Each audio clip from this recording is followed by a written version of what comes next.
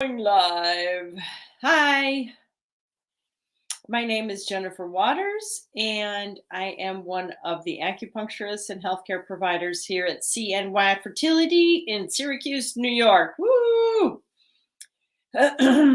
It's feeling like spring out here, sort of. We wish it was a little bit warmer. We had some warmth over the weekend, and guess what? Everyone was nicer. It was like a miracle. When it warms up here, everybody gets happy. They start smiling. They actually lighten up a little bit.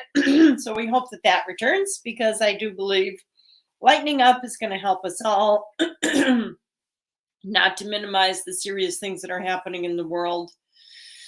It is a very serious time.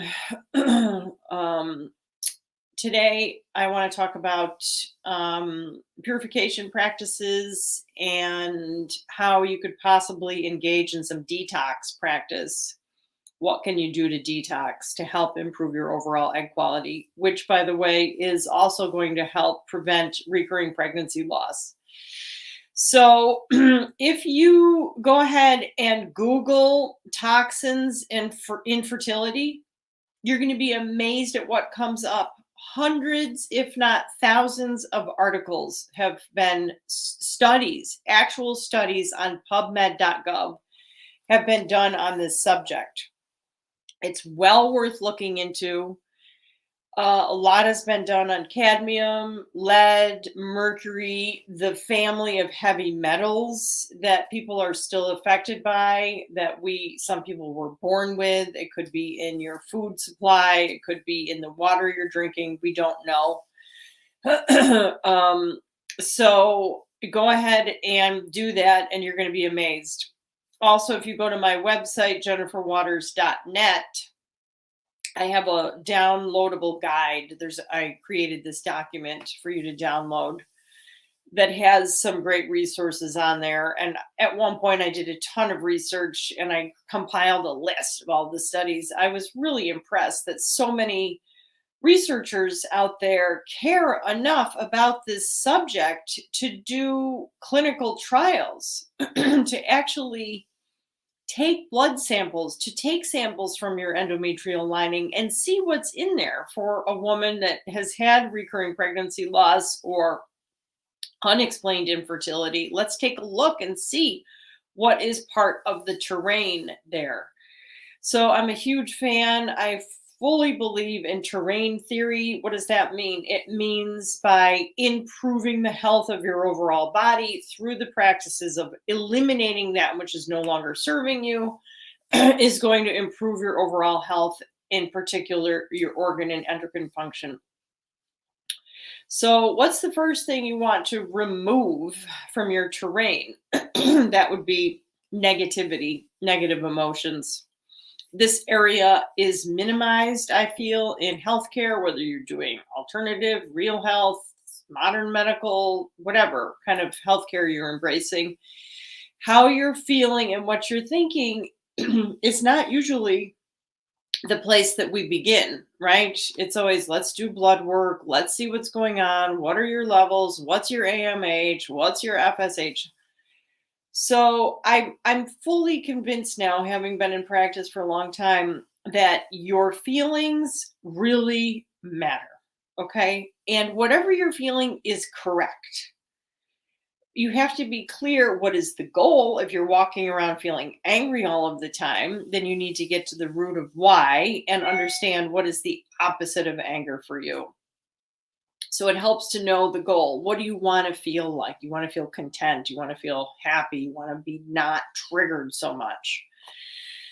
However, there's the subconscious mind that's storing all of the things we're not thinking, but we've been programmed by. If you're 0 to 7 years old in your history, you were told repeatedly something that makes you believe the body is not designed to heal itself, that you have to rely on somebody outside of yourself to tell you what's going on with you, and that you have to do whatever the doctor says or the teacher or whoever, then that is a huge disconnect for you that has to be addressed on some level, whether it's emotional freedom technique or hypnosis or whatever. The fertile spirit has resources there for you. I think it would be interesting for everyone to examine that, to get into the subconscious mind and see maybe you do have some beliefs that are holding you back that you don't even realize that were in there. And it's now setting up a sort of trauma. I could have started at conception, 0 to 1, as I'm learning, talking to a lot of my friends, a lot of interest in trauma recovery now. Thank gosh, yay, because everybody has some kind of trauma. And the question is, what are you going to do about it? So I've been talking to a lot of my friends are very interested in this subject, and there's a lot of resources. Oh, and my point was the 0 to 1 years old is really important. If you're number 5 in the birth order and your mother, how could she not be concerned on some level, stressed? I mean, you're taking care of children, other people, working, who knows what the situation was. So that sort of anxious feeling can be stored in your being on a cellular level, and that is affecting your health right now, and you don't even realize it.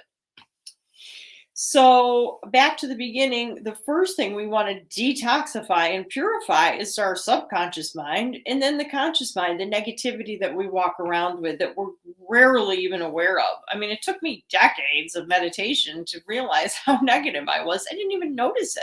It becomes a pattern, a habit, and it's a way that we connect with each other. We usually call up our friends, right, and tell them what horrible thing happened.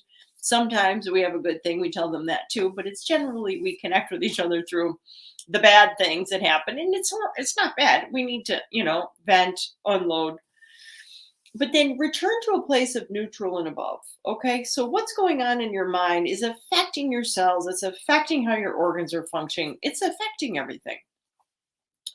We often think, oh, we're sitting there being quiet and nobody knows what we're thinking, but that is not true because what you're thinking is having a big effect. It's affecting what's going on around you. So take a few moments every day, examine what's going on, and do what you can to interrupt that pattern. Get yourself to neutral or above. Okay, so that's the first thing. The next thing is do an inventory of what you're using in your life, whether it's health and beauty products, trash bags. I have a funny story about trash bags. I finally went to buy some yesterday. It's interesting. Just because you are growing in consciousness doesn't mean that other people are. And it's easy to forget that because you have breakthroughs, you get yourself to a certain place, right? And then you have to remember other people are not there. So this relates to my trash bag story. I went to buy trash bags. Always buy unscented everything. I don't care if it's candles, tissues, toilet paper. The scent, what do you think the scent is? It's poison. It is toxins. These are affecting how your endocrine glands are functioning. Don't use scent, period. People always say, oh, I have a headache, I have this and that. Oh, and it was after I plugged in one of those scented things. Don't do that. Potpourri, all kinds of crazy stuff out there. What smells so bad? You shouldn't smell bad. If you smell bad, you need to sweat more. Detox out. Stop eating the bad food. Try to poop every day. So you're clearing all of this out. We don't need to scent the air. If you use an unscented candle, that naturally takes out scent. So anyways, back to the trash bags. I'm looking for, scent. When did trash bags become scented? This is weird, right? So I couldn't find any. I wanted to buy the little bags for the clinic. There were no unscented trash bags. It's crazy. So of course I still on my shopping list, but really we have power as consumers. Stop buying this stuff. It's poisoning you. It's that simple. Okay. Especially if you're still using tampons, which, I get it. Sometimes you have to, sometimes it's ideally don't, but if you do, get the organic, get the unscented tampons. You do not want that scent going up. It goes into your uterus. It is affecting your uterine lining. It is affecting your ovaries. Okay. So do an inventory, look at your life, look at all the stuff that you buy, replace it with the better stuff. Okay. And the better stuff doesn't have to be the fancy label. It's twice the price, this and that. It can be baking soda, apple cider vinegar. It can be easier things to clean with. Sometimes we have to use a little bit of bleach. That's the time you do want to wear a mask. You don't want to be breathing that stuff in. Get back to the basics with cleaning stuff. The next step is to, assess your diet as much as you possibly can, especially those of you that are working, doing keto light, keto anything. That meat and fat is building your brain, which is fat, right? It's your endocrine glands are fat, which means toxins are more easily stored in there. So be very careful. The fibrous foods, which I'm sure no one is eating, right? That goes right through you. So if you have to make a choice, always make the organic, the meat, dairy, fat. Okay. And then vegetables and fruits are highly sprayed. So if you are going to eat them, obviously organic, but know that they're passing through more quickly than the meat and fat, which is the building blocks of your glands and brain. So it matters what's been injected into that. You don't want those extra hormones. You don't want this toxic stuff, this glyphosate and everything that ends up in your body and then starts acting as a rejecting agent. For those of you that have a history of pregnancy loss, I do want you to go to pubmed.gov and put it in there, the search engine, okay? Toxins and miscarriage, and you're going to be well educated on what's been going on. So you want to repair your gut. Obviously, you want to be digesting your food well. Then we work on to getting the liver functioning better. I love glutathione. As you know, I love the glutathione patch. It's easy to do. People ask me all the time, what about NAC, things like that? Yes, you can do it. You can do all the bitter herbs too. We've got some really good bitter things that help the liver to start functioning better. Then we move on to the kidneys. We want to clean that up. There's lots of things that you can do to help purify, detoxify your kidneys. Then we get into it sort of a deeper detox, what you can do, more sweating, sauna therapy, push these toxins out, get your lymphatics working, get a little trampoline, jump on the trampoline, get everything moving well. You've all seen it. What happens when you're walking along and there's a puddle that's been there for a week? What does that water look like? It's sludge, right? So imagine this in your body. When you're not moving enough, you get the sludge.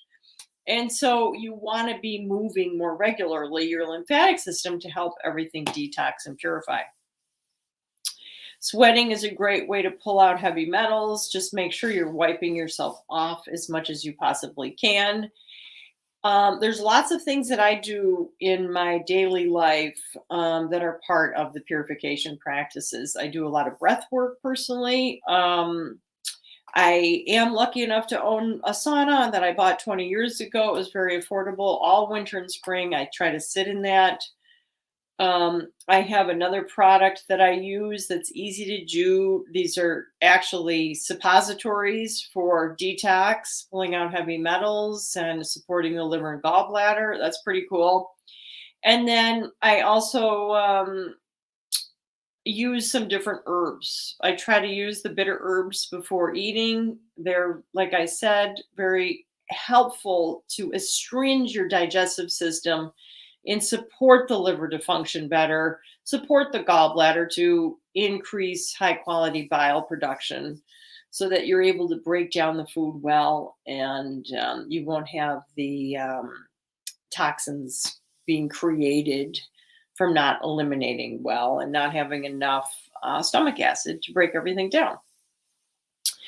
So that's my little lecture today. I don't have any more time. I'm running out. So thank you for your interest in a cleaner lifestyle. I'm going to give you my website. It doesn't have to be painful, folks. It really doesn't. People think of detox as, oh, you have to fast and this and that. You do not have to do that unless you're in an extreme condition. But there's things that you can do every single day to make sure that you are not accumulating toxins that are no longer serving you. All right, there's my website. All right, everybody. Thank you for your interest. Take care. Have a wonderful day. See you next week, I hope.